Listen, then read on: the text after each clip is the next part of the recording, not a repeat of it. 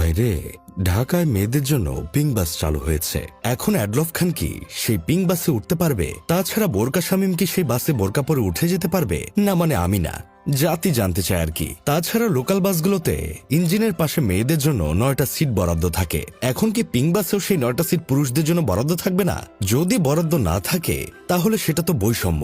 এই দিন দেখার জন্য কি বৈষম্য বিরোধী আন্দোলন করেছিলাম? এই পিঙ্ক বাস নিয়ে বাংলার মানুষ এখন দুই ভাগে বিভক্ত। কেউ বলছে মেয়েদের জন্য আলাদা বাস নামলো, ড্রাইভার মহিলা দেখে মেয়েরাই সেই বাসে উঠতে ভয় পাচ্ছে। কেউ বলছে পিঙ্ক বাসে ওঠা মানে আজরাইল আলাইহিসসালামের সাথে নিজে গিয়ে সাক্ষাৎ করা। আবার কেউ কেউ বলছে নারী যদি বিমান চালাতে পারে সেহেতু ঢাকার রাস্তায় বাসও চালাতে পারবে। এখন আমার কথা হইল, একটা ভিডিওতে দেখলাম রাজধানীতে মেয়েদের জন্য আলাদা পিঙ্ক বাস নামানোর কারণে অন্য পাবলিক বাসগুলো মেয়েদের নিচ্ছে না, পুরুষদের সমানে গাড়িতে তুলছে, অথচ মেয়েরা উঠতে চাইলে সেখানে বাধা দিচ্ছে। পিঙ্ক বাস বাদে বাকি সব বাস রাতারাতি জেন্ডার পরিবর্তন করে পুরুষ বাস হয়ে গেছে। বা সোনার দেশের সোনার মানুষেরা, মেয়েরা যে এমন পরিস্থিতিতে পড়বে সেটা আগেই বুঝতে পেরেছিলাম। মেট্রোতে যখন মেয়েদের জন্য আলাদা বগি করা হলো তখন অন্য বগিতে মেয়েরা উঠলে প্রায় সময় অস্বস্তিতে পড়তে হতো। আমি নিজ চোখেই দেখেছি, মেয়েরা যখন কোনো পুরুষকে বলতো একটু সরে দাঁড়ান, তখন মেয়েদের শুনতে হতো আপনাদের জন্য আলাদা বগি আছে, এই বগিতে উঠেছেন কেন?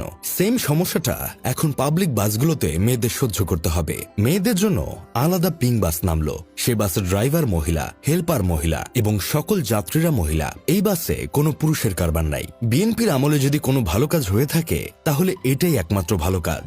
এখন এই ভালো কাজটাকে নিয়ে আমাদের সমালোচনা শুরু হয়ে গেছে। সরকার তো এটা বলে নাই মেয়েদের জন্য আলাদা বাস নামিয়েছে বলে অন্য বাসে মেয়েরা উঠতে পারবে না। পিঙ্ক বাস নারীদের জন্য বাড়তি একটা নিরাপদ সুবিধা। এর মানে তো এই নয় যে সাধারণ বাসে নারীদের ওঠার অধিকার থাকবে না। ঢাকার মতো শহরে মাত্র 10টা পিঙ্ক বাস দিয়ে সব নারীর যাতায়াত সম্ভব না। তাহলে শুধু শুধু কেন এটা নিয়ে আমাদের সমালোচনা শুরু হয়ে গেল? এই দেশে যত ভালো কাজই হোক না কেন সেটা নিয়ে সমালোচনা হবেই। যখন পদ্মা সেতু হয়েছিল তখন কিছু মানুষ বলেছিল একটা সেতুতে 42টি পিলার এবং 41টি স্প্যান থাকলে নদীর প্রবাহ নষ্ট হবে। পিলার না দিয়ে সরকারের উচিত ঝুলন্ত সেতু বানানো। চিন্তা করেন ভাই অবস্থা।